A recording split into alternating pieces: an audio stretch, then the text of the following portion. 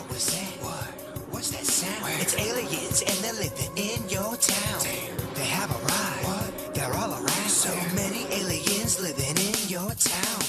Hello, weirdos out there in Weirdo Land. We are back for the new year, and the whole band is together. How the heck is everybody? Oh, wow, yes. Happy New Year. First things first, Vicky, how the heck are you feeling? So much better.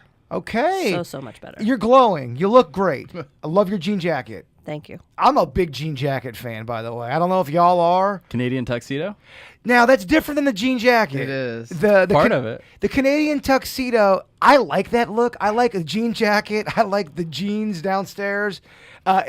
People bag on that look. They say, hey, what's up, 1974? You like that blue jean committee look? I love it. Do you know what Mario and Luigi wears? What's that? Denim, denim, denim. Oh, that's fun. Damn.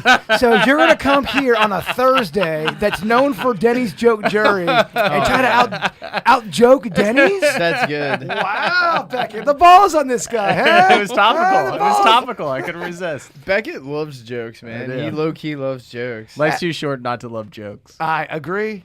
Have you ever told a joke before and you think it's going to crush and it's the most awkward thing you've ever gone through? That sucks. I do that at least 5 times on the air a day. So many times. That's most of my jokes. But sometimes that can become your shtick. You know? Sometimes there's a charm in that as well. It's roulette. Every once in a while I land on red. Well, I'm glad to have everybody here. We got a Joe Ponton, a Sweet Denny's, a Ryan Beckett, and a Vicky, and let's get into it. Dear Weird and Whatever, what's up with Jaybird's ghost situation? Could he please list the ghosts he's had in his house so far? Now, Vicky, we're going to do a little ghost roll call right now, and I'm going to need your memory to help me. I jotted down the 5 that have been prevalent since I've moved in this house. Tell me if I'm missing anything, and tell me if anything sounds as if we have not discussed it. Okay. We've got the lady in white, the old-timey. We know about her. We think she is kind of a seductive, possessive, lustful. She's a ghost, but she's also a little horny, we think, Vicky? Like 1930s horny? Well, those are your words. Yeah. She's spinning something and Wishful ghosting on your part. These are my fantasies. That's how I see her. So my theory is no one was less horny in the 30s. They were just less able to be honest about it, right? Well, I also think back then I don't know if they were ready to explore. I'm not saying people weren't doing weird 69 positions and doing all kind of, kinky stuff. 100% they but were. I think it was not as popular because there was a shame for some reason that came. People back in the day were afraid to admit they had any kind of freakish ways whatsoever. And repressing, I mean, I can give examples that might be controversial, but repressing sexuality makes it worse. Like the analogy is the overbearing, strict parents always, at least not always, but often have the kid that goes crazy, rebels, right? Because the screws are tightened down way too much. It was a different time back then. I mean, women would have been thought to be the worst person ever. I had lustful thoughts about Jake down the street. Right. I mean, Vicky, if you grew up in the 30s, how do you think you'd handle that? I'd probably be one of those people sneaking out and doing things on the side, honestly. I think a lot of people And nobody would suspect me. That's the best part. It. Undercover bad girl. Yeah. Okay, so we all know about the lady in white. Mm-hmm. She's from the 30s. She's horny. Okay. The orange Sonic the Hedgehog thing I've talked about. Now, Vicky, you haven't really... have you picked up on anything like that? I believe we call them... What's the term for people who are just now listening when it's kind of those weird kind of... Like elementals. Elementals. You haven't picked up on that elemental, but you have picked up on some here? Well, I picked up on something that was like kind of small, so that could have been elemental. When you say you picked up on something, what does that mean? That means I sense the presence around me. Usually I'm standing in your vortex, so it's hard for me to feel individual things because the vortex just makes me dizzy and makes me go around like this. Yeah. It's probably why I don't want to do laundry, because it's by my laundry room, Denny. It's always laundry month around here. Oh, yeah. That's the perfect spot to have a vortex. Yeah, it's a good excuse not to do your laundry. That's what I'm saying. I can't figure out the I don't know. I always put the wrong bleach in the wrong hole. I know that sounds kind of dirty. I'm a big fan of the fabric softener. I love the fabric softener too, Daddies. I really do. The other ghost, Vicky, we have the tall, lanky, kind of like shadow person kind of a man. When Correct. I first got in here, you remember that? He Yes. still lingers. Yeah, he's the one that I think left that EVP that you were. What did it say? Something about kill or something like that. Kill him. It was when you were in the room with us doing the EVP session, but it wasn't you speaking. That's who I think left that message. Yeah, it was something along those lines. Yeah. Of kill him or Yeah, and it was clearly male, and you guys were all outside. The only one who was actually inside was Beckett. Does that mean they were talking about me? That- Well, That's a good question. we think the ghost wants to kill me, but I've got a horny ghost. He's new. Maybe he's could be him. jealous. Yeah. Do you get a feeling on something like that where? Well, I haven't felt him in a while since that night. Yeah, I will say it's been more of activity. So that kind of activity in my house with the tall, shadowy person, like lanky kind of looking dude, that's by the bathroom area over here by the studio and lobby area. That's where that would go. And you could see that in the corner of your eye and then look, and it would almost kind of walk through a wall Right. kind of a thing. The lady in white, the 1930s horny, as we've coined it, she is in the kitchen vortex living room couch kitchen area. Which Yep. I can show y'all pictures later listening what I'm talking about so I don't confuse you. But some of you have seen my house enough to know what I'm talking about. But that sounds all accurate to you? Right, and where you mentioned the tall, lanky guy, that area is where we got the EVP. That's where the recorder was. Yeah. In that area. That I don't get a great feeling with that one. The little Sonic the Hedgehog one doesn't freak me out. I kind of like 1930s horny. That one you gotta Yeah, stick I around. wonder. Can ghosts be transient? They pass by and then you never see them again. It's just a They can be, one-time especially thing. with a vortex in your house. Basically, the vortex means, hey, yo, this guy has got a party going Yeah. on. Let's see what you guys want to go out tonight? Let's go to Bird's house. I heard it's pretty active. I like it. The little girl. I have not seen or felt the little girl since you've been here. Okay. She was previous to this. Now- I personally have not felt her here. I can't remember. My memory does not serve me well. When I first moved in here, I don't think we were doing Weird and Whatever. And I think that's when Chewy had passed away. The first day that I moved in, the last thing I moved in my house was Chewy. And then he passed away within 24 hours. So I was severely depressed. That's when I kind of felt the little girl from the old place. And I wonder if you had done a walkthrough at that point. I don't know if you had. I don't think so. I think it was a while before we actually got here. And Yeah. we started doing this again. Okay. And then this is a newer one, the poke ghost. Sounds, again, kind of Where's it sexual. poking you? There's something poking me at night, waking me up.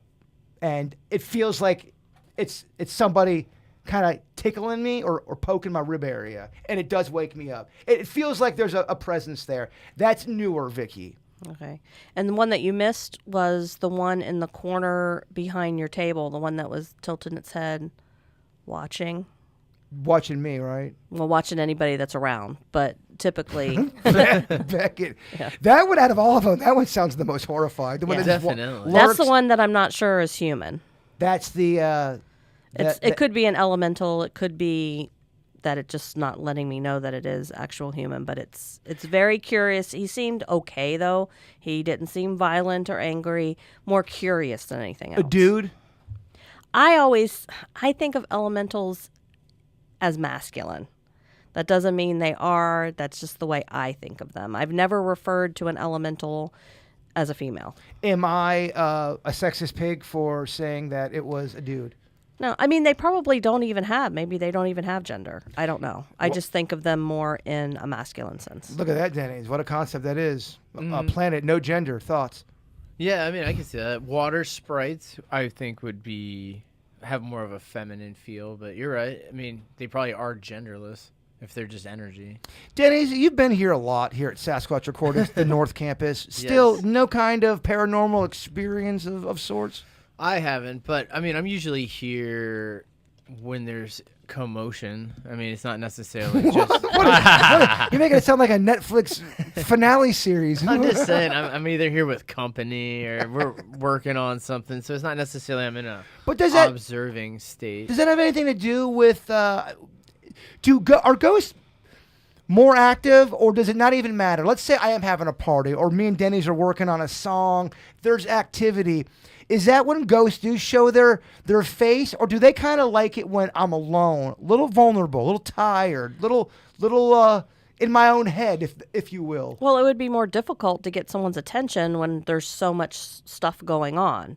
The only time I know I did a reading party one time, and someone who was participating was kind of making fun of me and talking to her friend on the couch as I was doing the group reading.